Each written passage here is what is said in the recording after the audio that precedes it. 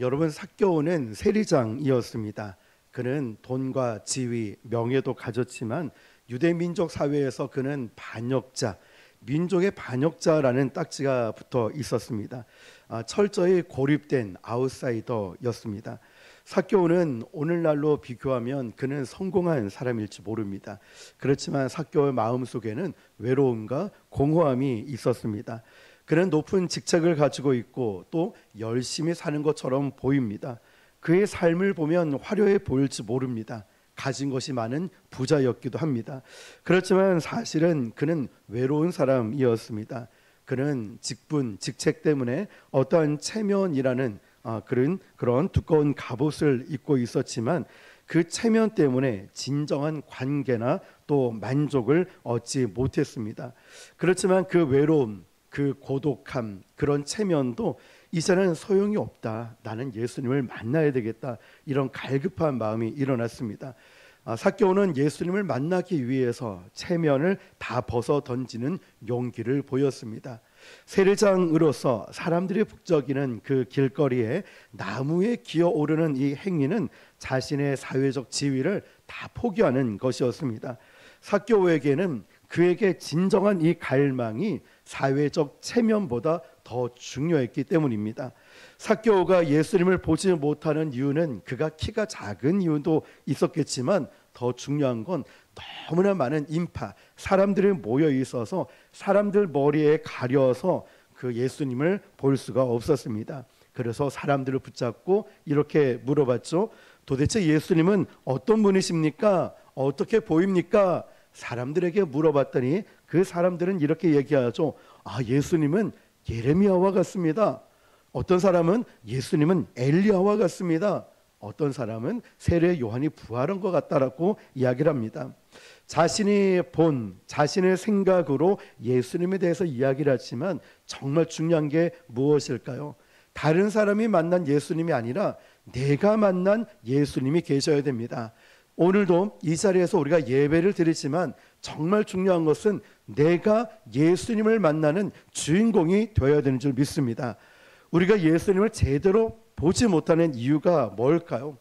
수많은 철학가들, 종교가들, 과학자들의 평가와 견해 때문이기도 하고, 요즘 시대는 유튜브 같은 이런 SNS, 인터넷을 통하여서 예수님은 이런 분이다, 예수는 이렇다 저렇다, 수많은 정보의 장벽에 가려져서 말씀을 통하여 예수님을 만나기보다는 검색을 통하여, 유튜브 영상을 통하여, 잘못된 지식과 정보를 통하여 예수님을 아는 경우도 있습니다.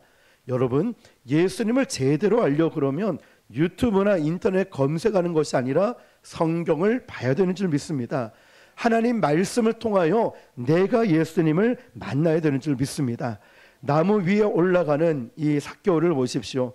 그는 정보의 소음, 그리고 군중의 편견, 사람들이 이러더라 저러더라 라고 말하는 것이 아니라 삭개오는 돌 무화과 나무로 올라가면서 내가 직접 예수님을 봐야 되겠다, 내가 직접 예수님을 만나야 되겠다, 본질이신 예수님을 내가 나무 위에 올라가서 직접 만나야 되겠다라는 갈망으로 돌 무화과 나무를 올라갑니다. 이전 성경에는 뽕나무라고 되어 있죠.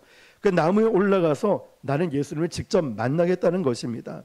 여러분, 돌 무화과 나무는 삭개오가 갈망하고 있는 예수님, 그리고 그는 죄인이었고 이것을 벗어나는 시작의 행동이 되는 나무였습니다.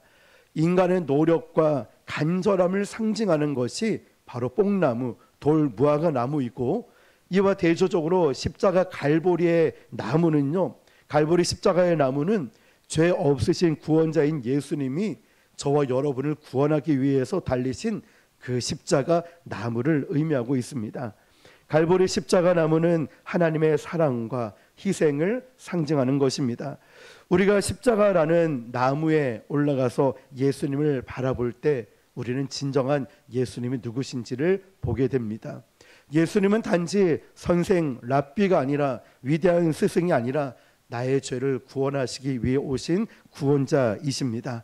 십자가 위에서 예수님은 단순히 저와 여러분의 병을 고치는 기적을 베푸시는 분이 아니라 5절에 이사야 53장 5절에 보니까 이렇게 기록되어 있습니다. 같이 볼게요. 시작. 그가 찔림은 우리의 허물 때문이요 그가 상함은 우리의 죄악 때문이라. 예수님은 나를 위해 희생하신 바로 이 말씀을 통해 보여주고 있습니다. 예수님께서 삭개오의 이름을 부르시면서 이렇게 말씀하시죠. 속히 내려오라. 내가 오늘 너의 집에 유하여야 하겠다. 예수님께서 삭개오 집에 머물겠다라고 합니다. 삭개오는 가장 고립된 자, 고독한 자, 외로운 자, 공허한 자였습니다. 바로 예수님은 그런 삭개오에게 찾아가셨죠. 수많은 인파, 수많은 사람들이 모였지만 단 한 사람을 향해 가셨습니다. 바로 고독하고 외로운 고립된 자를 찾아가셨다는 거죠. 이렇듯이 우리 예수님은 수많은 사람들이 모여 있다 할지라도 우리의 연약함, 우리의 부족함이 있다 할지라도 바로 지금 우리를 찾아오십니다. 그 주님께서 저와 여러분에게 오늘 내가 너와 함께 하겠다, 내가 너의 집에 유하여 하겠다 말씀하십니다. 예수님은 이렇게 우리를 찾아오셔서 우리를 구원해 주시는 분이십니다. 삭개오가 나무에서 내려온 후에 어떤 변화가 있을까요? 삭개오는 예수님 잠깐만요, 제가 이거 좀 생각 좀 해볼게요. 또는 예수님 잠깐만요, 이거 좀 훈련을 좀 받아야 되는 거 아닙니까? 그런 거 아니었습니다. 예수님을 만나고 난 뒤에 어떤 묵상을 한다거나 생각을 해보거나 훈련을 받거나 공부를 하거나 제자 훈련을 받은 것이 아니었습니다. 그는 예수님을 만난 직후에 삭개오가 가장 귀하고 소중하게 여겼던 것 무엇이었을까요? 물질, 돈이었습니다. 재물에 대한 태도가 180도로 바뀝니다. 어떻게 바뀌었을까요? 내 소유의 절반을 가난한 자에게 나눠주겠습니다. 남을 속여서 빼앗았다면 제가 내 갑절이나 도로 갚아주겠습니다. 삭개오의 전부와 같은, 목숨과 같은 이 재물에 대해서 그는 회개하고 완전히 달라지기 시작하지요. 이게 바로 예수님을 만난 자입니다. 여러분, 예수님을 만난 사람은요, 내가 가장 소중하게 여기고 절대 이건 포기 못해 라고 말하는 그것도 아낌없이 내려놓을 수 있어요. 그것이 돈이 되었던, 그것이 명예가 되었던, 그것이 여러분의 전부와 같이 사랑했던 그 어떤 것이 있어도 예수님을 만난 사람은 아낌없이 내려놓게 됩니다. 진정한 구원의 만남은 이처럼 우리의 가장 연약한 부분, 우리 주님이 내가 내려놓지 못하는 이 부분까지도 예수님을 만남을 통하여 즉각적으로 고민도 없어요, 내려놓고 변화시켜주는 능력이 있습니다. 마틴 루터킹 목사님은 이런 명언을 남겼습니다. 진정한 회개는 과거를 후회해서 흘리는 눈물이 아니라 미래를 바꾸는 결단이다. 무슨 말일까요? 삭개오는 울지 않았다. 그는 당장 예수님을 만난 뒤로 당장에 회개 장부를 열어서 내가 남을 속여서 빼앗은 게 있으면 내 갑절 갚아주고, 회개 장부를 연 채로 그는 가난한 자에게 절반 이상 나눠줬다. 이런 진정한 회개가 있었다는 것이죠. 여러분, 어떤 교회에서 헌금위원회가 있었는데 삭개오 헌금 캠페인을 시작했답니다.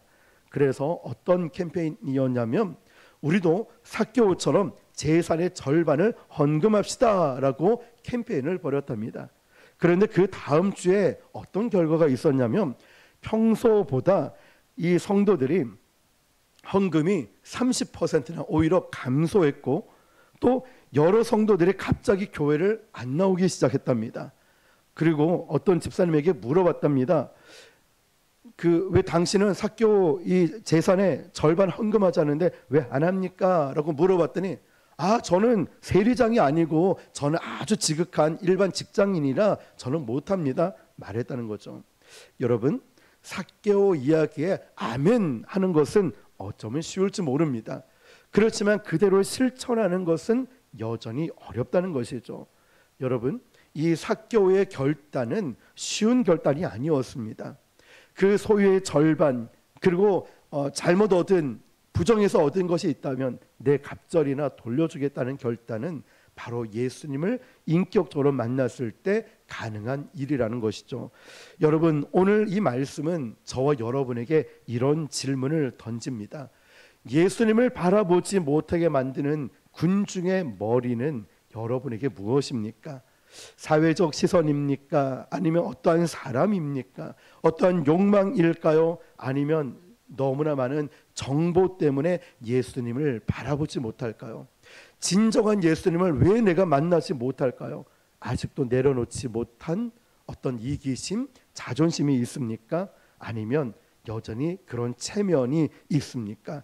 이런 것들 때문에 혹시 사람들이 나를 어떻게 생각할까 봐 돌 무화과 나무에 오르지 못하고 있는 그 체면을 내가 갖고 있지는 않습니까? 오늘 이사야 53장 4절을 보면 갈보리 십자가에서 이런 예수님을 볼 수가 있습니다. 같이 읽어볼게요. 시작. 그는 실로 우리의 질고를 지고 우리의 슬픔을 당하였거늘. 아멘. 여러분, 여기서 질고와 슬픔이라는 단어를 볼 필요가 있는데요. 질고라는 것은 단순히 질병뿐만 아니라 우리 인생의 모든 고통, 불안, 절망, 인간관계의 파탄까지 포함을 하고 있어요. 그래서 질고라는 히브리어 단어를 찾아보니까 홀리라는 단어를 쓰더라고요. 이 단어의 뜻은 보세요. 병들다, 약해지다, 쇠약해지다라는 의미입니다. 단순히 육체적 병만 의미하는 것이 아니라 이 질고는 영적인 병, 또 마음의 병, 그리고 내 삶이 무너진 자리까지를 포괄하고 있습니다. 그러니까 예수님이 저와 여러분의 질고를 지셨다라는 것은 단순히 어떤 질병은 고난을 대신 진 것이 아니라 그 안에는 여러분이 지금 불안해하고 있는 것, 여러분이 실패한 것, 상처받은 것, 죄의 결과로 인한 고통까지 누가 짊어지셨죠? 예수님이 다 짊어지셨다는 거예요. 이어지는 슬픔을 보니까 역시 히브리어로 보니까 마크 오브라는 단어를 씁니다. 이 단어의 뜻이 뭐냐면 통증, 괴로움, 고통인 거예요. 그러니까 육체적 고통뿐만 아니라 정신적 고통, 정서적 고통, 관계적 아픔, 이걸 다 포괄하고 있다는 거예요. 마음에 찢어지는 이 상실감, 사람에게 배신당함, 억울한 누명을 쓰거나 외로움, 절망, 관계에 깨어짐. 그러니까 이 마크 오브라는 히브리어 단어는 이 모든 슬픔, 그리고 홀리라고 부르는 질고, 모든 고통, 영적인 것까지 포함을 해가지고 예수님이 다 대신 짊어지셨다는 거예요. 여러분, 예수님은 흠이 없으신 분이고 죄가 없으신 분이신데 예수님은 몸이 찢어지시고 멍이 드시고 온 피투성이가 되고 살이 갈라지셨죠. 우리가 살면서 억울한 일 당합니다. 배신감을 겪을 수 있고 자존심에 상처를 받을 수 있고 내 마음에 찢어지는 아픔을 경험할 수 있는데 바로 그 모든 것을 예수님이 담당해 주셨다는 거예요. 대신 짊어주셨다는 거예요. 예수님은 공감 능력이 없는 우상 신이 아니라 우리의 가장 낮은 고통까지 내려오셔서 내가 너의 고통을 다 알고 있다고 말씀하십니다. 지금 여러분이 얼마나 힘들고 아프고 연약한지 우리 주님이 다 알고 계신다는 것이죠. 예수님의 사역의 3분의 2를 차지하는 치료 사역은 바로 하나님 나라를 향한 비전 선포였습니다. 치료 사역이 단순히 사람들을 치료하고 편안하게 만들었다라고 하면 그분은 그냥 훌륭한 의사에 불과했을 것입니다. 그러나 예수님은 단순히 병을 치료해 주는 것 이상이었습니다. 예수님의 치료하는 것은 병을 고쳐주는 응급처치가 아니라 여러분의 모든 영역, 육체적 질병뿐만 아니라 정신적인 인간관계, 영적인 일들까지 완전히 치유하고 회복시켜 주시는 새 창조의 능력을 의미하고 있습니다. 그러므로 우리 주님이 저와 여러분을 치료하실 때는 이런 전인적인 치유를 말씀하고 있습니다.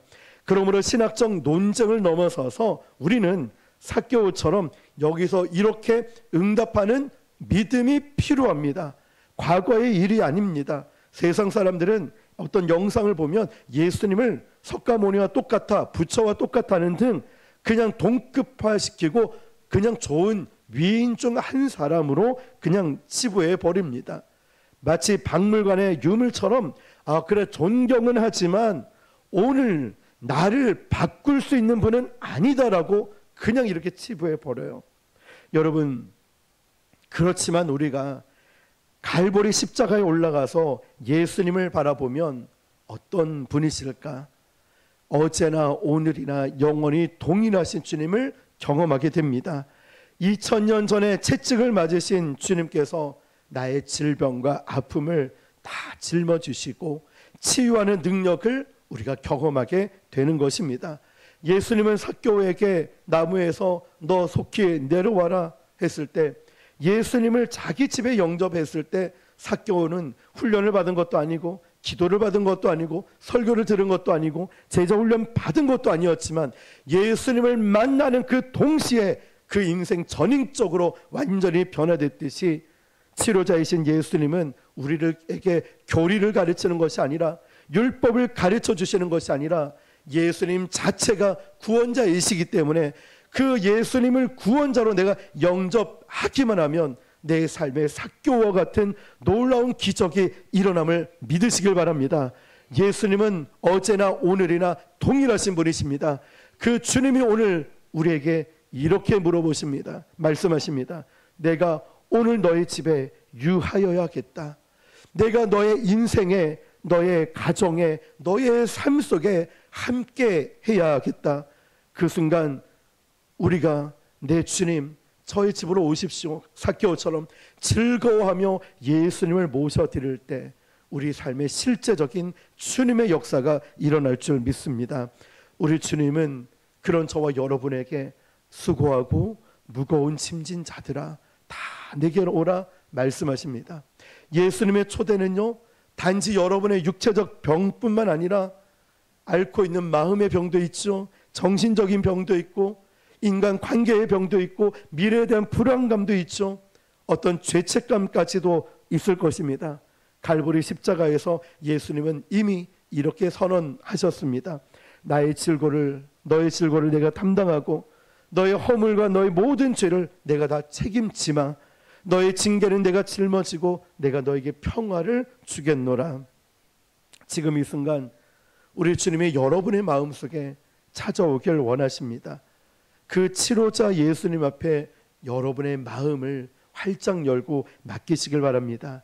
그럴 때 우리 주님이 주시는 참된 평안함과 기쁨을 누리게 될 줄 믿습니다. 성경은 이렇게 말씀하고 있죠. 이사야서에 그는 실로 우리의 슬픔을 당하였다고 말씀합니다. 저는 말씀을 준비하면서 이런 생각이 들었습니다. 갑자기 그래, 예수님이 웃으셨다, 이런 장면을 못 본 것 같은 거예요. 그래서 책도 찾아보고 검색도 해봤는데 역시나 성경에는 예수님이 웃으셨다라는 표현 찾기가 어려웠습니다. 단지 어떤 표현이 있냐면 예수님이 기뻐하셨다, 예수님이 즐거워하셨다라는 표현들은 있었습니다. 대신 제일 많이 등장하는 단어가 예수님이 우셨다라는 말씀은 쉽게 찾아볼 수 있습니다. 죽은 나사로 무덤가에서 마리아와 마르다가 울며 통곡하는 것을 보고 내 친구가 죽은 것을 보며 나사로를 바라보며 예수님이 우시는 장면들, 예수님은 예루살렘 성을 바라보면서 무너져가는, 범죄하고 있는 이 백성들을 보며 우셨다는 말씀을 찾아볼 수 있습니다. 예수님께서는 오늘 저와 여러분 향하여 손을 내밀며 이렇게 말씀하십니다. 수고하고 무거운 짐진 자들아 다 내게로 오라, 내가 너희를 쉬게 하겠다. 근데 여러분, 예수님이 이 말씀을 하셨을 때 어떤 마음이셨을까요? 여러분에게 막 기뻐하며 환영하면서 일로 와 안아줄게, 이렇게 연상을 하지요. 저는 이 부분 역시도 한번 조사를 해보았습니다. 연구를 해보니까 말씀의 배경을 우리가 조금 더 보면 예수님이요, 갈릴리 여러 성읍에서 복음을 전하신 후에 사람들의 불신앙과 바리새인들의 율법주의를 보면서 이 말씀하신 직후에, 그걸 본 직후에 수고하고 무거운 짐진 자들아 다 내게로 오라, 내가 너를 쉬게 하겠다 말씀하시는 거예요. 왜냐하면 그 시대 사람들은 인생의 무게뿐만 아니라 종교의 무게와 죄책감의 무게에 눌려 있었거든요. 그러니까 바리새인들은 이렇게 얘기하는 거예요. 야, 너 하나님께 가까이 가려고 하면 율법에 613가지가 있는 거예요. 이거 지켜야 너 하나님께 가까이 갈 수 있어. 그랬더니 이 백성들은 하나님을 사랑하는 것이 아니라, 하나님 생각하면 기쁘고 즐거운 것이 아니라, 하나님께 실수한 거 하면 어떡하지? 나 죄 지은 거 어떡하지? 나 하나님께 책망받으면, 벌받으면, 저주받으면 어떡하지? 그러니까 여러분, 우리는 10계명인 10가지도 지키기가 힘든데 이 바리새인들은 613가지를 만들어서 너 이거 하나라도 지키지 않으면 너 벌받을 거야. 그러니까 이 백성들은 하나님 믿는 게 너무 수고스럽고 너무 고통스러운 거예요. 그러니까 이 공포에 늘 살아왔다는 거예요. 바로 예수님은 이 장면을 본 거예요. 이 백성들이 너무나 고통스러워하는 것을 보시고 이렇게 말씀하시는 거예요. 수고하고 무거운 짐진 자들아. 여러분 화면을 한번 보시면 수고하다라는 뜻이 헬라어로 어떻게 되어 있냐면 지치도록 일을 하다, 그리고 녹초가 되다, 소진이 되다. 그러니까 단순히 노동을 해서 피곤한 것이 아니라 마음까지도 완전히 탈진된 상태가 수고하다라는 뜻이에요. 그리고 무거운 짐진 자라는 헬라어로 보니까 과도하게 짐이 실린 상태, 감당할 수 없는 무게를 뜻하고 있어요. 내 스스로 해결하려고 애쓰다가 결국 내 영혼에 번아웃이 온 상태라는 거예요. 그러면 여러분 한번 조합을 해볼까요? 수고하다, 무거운 짐진 자, 그러니까 죽도록 고생해서 완전히 번아웃이 온 상태, 너무나 큰 무게에 짓눌려서 나는 깔려 죽을 것 같은 이 상태를 말하고 있습니다. 그러니까 이 말씀의 원어의 뜻은 나는 네가 얼마나 지쳐 있는지 안다. 네가 얼마나 고생하고 무거운지 더 이상 버틸 수 있는 힘이 없다는 것 내가 알고 있다. 그러니까 부디 나에게 와. 너 혼자 아둥바둥 버티지 말고 나에게 와서 맡겨. 수고하고 무거운 짐진 너희들 나에게로 와. 나에게로 오라고 말씀하셔요. 이 말씀을 하실 때 예수님은 눈가에 눈물이 맺혀 있다는 거예요. 너무나 고통스러운 백성들, 사랑하는 자녀들을 보니 너무나 마음이 아픈 거예요. 일로 와, 일로 와. 내가 너의 아픔을 알고 너의 무게를 알고 녹초가 되어서 영적인 번아웃이 와서 쓰러지고 포기하고 너무나 고통스러운 건 내가 잘 알고 있으니 일로 와, 일로 와. 우리의 마음을 공감하고 여러분의 아픔을 그 누구보다도 잘 아시는 주님께서 얼마나 힘들었어, 얼마나 무거워 풀고 계시는 거예요. 그래서 오늘 이사야 말씀에도 그는 실로 우리의 슬픔을 당하셨대요. 실로 우리의 슬픔을 당하였다고. 예수님은 우리의 슬픔을 대신 겪으신 이유는요, 그 고통과 모든 질고를 대신 겪으신 이유가 뭐냐면, 그가 채찍에 맞아야 될 이유가 뭐냐면, 그 다음 무슨 말씀이죠? 너희가 나음을 입었도다. 예수님이 채찍에 맞으셔야, 그가 십자가를 지셔야, 예수님이 고난을 당하셔야 우리가 나음을 얻고 우리가 평안을 얻을 수 있기 때문에 그래요. 여러분, 그러므로 우리는 어떤 슬픔을 만나도 주저앉지 말고 다시 일어서시길 바랍니다. 주님이 우리에게 그 능력을 주시니까 말이죠.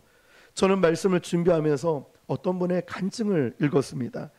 이분은 큰 사업을 하다가 그만 사업에 부도가 나서 10억 가까운 빚을 지게 되었습니다.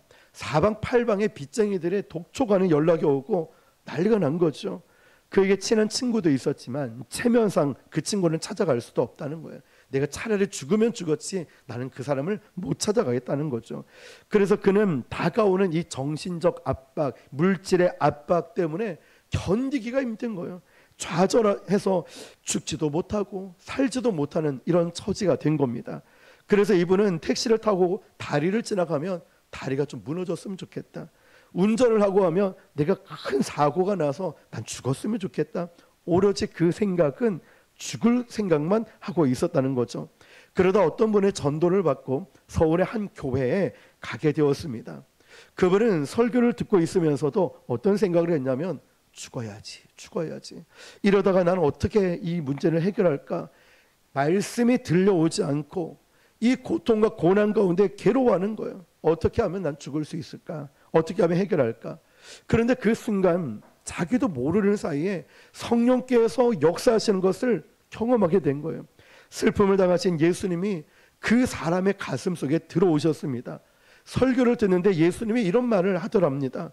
이 사람아, 네가 지금 체면 차릴 게 뭐가 있냐고, 자존심 내세울 게 뭐가 있냐고, 네가 얼마나 위대하길래 너 그 체면을 때문에 두려워하냐고, 너의 짐을 다 벗어버리고 막노동을 해서라도 먹고 살면 되지 않냐고, 무엇 때문에 너의 체면 때문에 두려워하고 있냐고, 내려놓으라고. 오늘 너 자신의 이 자아를, 너의 고집을, 너의 생각을 다 벗어 던져 버려. 네가 대단하면 얼마나 대단해. 네가 하나님보다 더 대단하고 더 위대하냐. 네가 훌륭하면 얼마나 훌륭해. 너 하나님 앞에 너의 자아를 다 던져버려. 다 내려놓아 라고 이런 마음을 주시는 거죠. 그 순간 주님의 말씀을 듣고 그분의 마음이 완전히 깨어져서 그 자리에서 통곡하며 한없이 울었다는 거예요. 내가 왜 체면을 붙들고 자존심을 붙들고 인간적 생각을 붙들고 있었을까? 한없이 울었던 거예요. 돌아보니 아무것도 아닌 일이었는데 자아라는 우상이 깨지고 나니까 아무것도 아님을 깨닫고 이번엔 막노동을 해서라도 먹고 살아야 되겠다. 그때 주의 음성이 들렸대요. 수고하고 무거운 짐진 자들아, 다 내게로 오라. 내가 너희를 평안히 쉬게 하겠다. 그 주님의 말씀을 끝까지 붙잡혀서 그 말씀 가운데 그는 한없는 평안과 용기가 생겨났답니다. 그는 이제는 두렵지 않고 슬프지 않답니다. 누구를 이제는 절망하지 않고 마음속에 평안과 기쁨이 찾아왔습니다. 그분은 일어나서 불가능한 가운데 다시 재기에 성공하고 빚을 다 청산하고 사업을 다시 일으켰습니다. 여러분, 예수님이 주시는 평안은 우리를 다시 일어서게 만듭니다. 예수님이 주시는 이 수고하고 무거운 짐진 자들아 내게로 오라라는 이 말씀은 우리 인생을 책임져 주시겠다는 거예요. 왜 여러분은 왜 자꾸만 내 자신을 내가 붙들고 내려놓지를 않습니까? 왜 자존심과 자아와 체면과 이것을 자꾸만 꽁꽁 붙들어서 왜 주님 앞에 내려놓지를 못하고 있습니까? 오늘 우리는 삭개오가 돌 무화과 나무에 올라갔듯이 그는 모든 것을 내려놓고 예수님을 인격적으로 만났듯이 여러분, 우리도 돌 무화과 나무에 올라가야 됩니다. 세상 것을 내려놓고 자존심, 체면을 내려놓고 주님 만나기 위해 올라가야 됩니다. 그리고 또 가야 될 곳은 바로 갈보리 십자가의 나무까지 올라가야 됩니다. 그 갈보리 십자가의 예수님을 바라보십시오. 예수님은 영화배우처럼 멋있게 십자가를 지고 계시지 않습니다. 예수님의 십자가 지시는 과정은 영화처럼 드라마틱하게 멋있게 영웅처럼 가시지 않으셨습니다. 두렵고 떨리는 가운데, 고통 가운데 온갖 조롱과 핍박을 다 당하면서 얼굴이 찢어지고 등짝이 갈라지고 채찍에 돌에, 그리고 예수님은 온갖 침뱉음을 다 당하시면서까지 십자가를 내려놓지 않고 채찍을 포기하지 않고 골고다 언덕을 올라가셨습니다. 멋있게 올라간 것이 아니라 십자가 위에서는 가시 면류관에 자칭 유대인의 왕이라는 조롱 섞인 말을, 팻말을 붙이고 양팔에 다리에 큰 대못이 박히고 허리에 창자국이 있고, 여러분, 그 고통 가운데 예수님은 시로라기 하나 걸치지 않은 온 아무것도 입지 않은 상태에 수많은 사람들의 조롱하는 눈빛과 그 말투를 들으면서 십자가를 지신 거예요. 우리는 이렇게 질문할 수 있겠죠.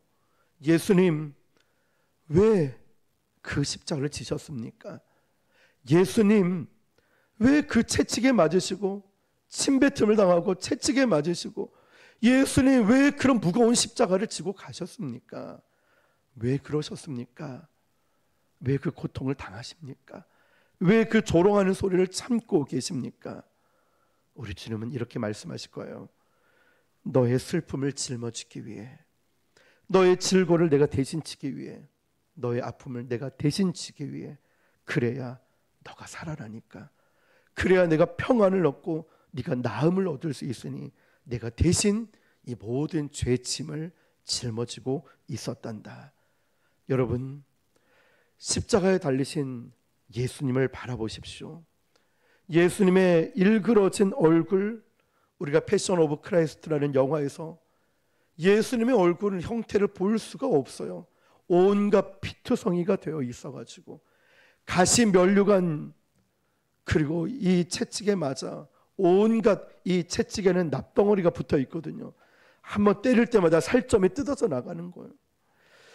그렇게 예수님은 참고 또 참으시면서까지 깊은 외로움 가운데 아무도 알아주지 않지만 그 십자가를 치셨다는 거예요. 그 주님은 나는 이미 다 겪었고 짊어졌다. 너의 고통과 슬픔을 내가 잘 알고 있다고 말씀하시는 거죠. 여러분, 바로 십자가의 그 나무 위에 올라가서 우리 주님을 한번 바라보십시오. 우리 주님은 이렇게 우리에게 말씀하시지 않을까요? 저와 여러분의 이름을 부르면서 지훈아, 너의 체면, 네가 완벽주의, 네 과거의 실패, 더 이상 이 짐을 짊어지지 말고 너 두려워하지 마. 이제 너라는 우상, 자아, 너의 자존심, 너의 체면, 우상 던져버려. 가식적인 모습까지 다 던져버려. 네가 훌륭하다고 아무리 훌륭하다 해도 이미 그 짐은 내가 다 짊어졌어. 내 앞에 다 내려놔. 내가 십자가에서 다 해결했단다. 여러분, 이것이 바로 슬픔을 당한 예수님께서 저와 여러분에게 주신 가장 강력한 메시지입니다. 우리는요, 더 이상 슬픔에 주저앉을 권리가 없습니다. 기억하세요. 나는 슬퍼할, 절망할, 좌절할 권리 없습니다. 왜 그럴까요? 예수님이 저와 여러분의 모든 죄짐, 모든 슬픔을 대신 짊어지셨습니다. 그래서 우리는 슬픔을 극복하고 다시 일어설 의무가 있는 것입니다. 잊지 마십시오. 여러분, 저와 여러분은 슬퍼하고 좌절하고 낙심할 권리 없어요. 예수님이 다 짊어지셔서 우리는 이제 일어날 의무가 있습니다. 우리는 일어나야 됩니다. 의무감으로 일어나야 됩니다. 십자가의 예수님께서 여러분을 보고 오늘 이 시간 이렇게 말씀하시는 거예요. 수고하고 무거운 짐진 자들아, 다 내게로 오라. 내가 너희를 편히 쉬게 하겠노라. 오늘 주님이 초대하십니다. 이제 우리도 삭개오처럼 결단이 필요합니다. 예수님, 이제 두려움 없이 주님 앞으로 다시 나아갑니다. 불가능한 가운데 반주해 주세요. 가운데 오늘도 주님 그 마음을 품고 내 영혼이 잘됨 같이 범사에 잘되는 그런 기적의 인생을 살기를 원합니다. 주님, 오늘 삭개오처럼 체면을 벗어놓고 이제 돌 무화과 나무에 올라갔듯이 제가 주님을 인격적으로 만나기를 원합니다. 오늘 저와 여러분의 선택과 여러분의 결단이 다시 여러분을 일어서게 만들고 시작할 수 있는 은혜를 주실 줄 믿습니다. 그런 은혜가 저와 여러분에게 충만하기를 주님의 이름으로 축원합니다. 우리 이 시간 함께